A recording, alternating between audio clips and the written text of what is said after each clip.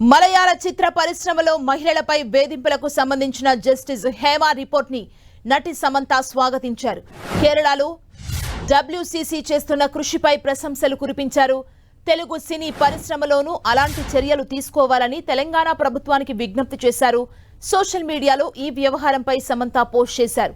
ఓ మలయాళ నటిపై లైంగిక వేధింపులు జరిగిన నేపథ్యంలో వారికి అండగా నిలిచేందుకు విమెన్ ఇన్ సినిమా కలెక్టివ్ 2015లో ఏర్పాటైంది. ఈ WCC విజ్ఞప్తి మేరకు కేరళ ప్రభుత్వం జస్టిస్ హేమ కమిటీని 2019లో నియమించింది.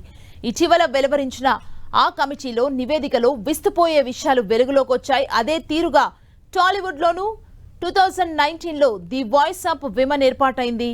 టాలీవుడ్లో మహిళల సమస్యలపై పోరాడేందుకు రూపొందించిన సబ్ కమిటీ నివేదికను వెల్లడించాలని సమంత ప్రభుత్వాన్ని కోరారు. ఇది టాలీవుడ్ ఫిలిం ఇండస్ట్రీలో పనిచేసే మహిళల రక్షణ చర్యల కోసం ప్రభుత్వం ఇండస్ట్రీ చేపట్టబోయే విధానాలకు తోడ్పడుతుందని వాయిస్ ఆఫ్ ఉమెన్ ప్రకటనని సమంత స్టోరీలో పోస్ట్ చేశారు.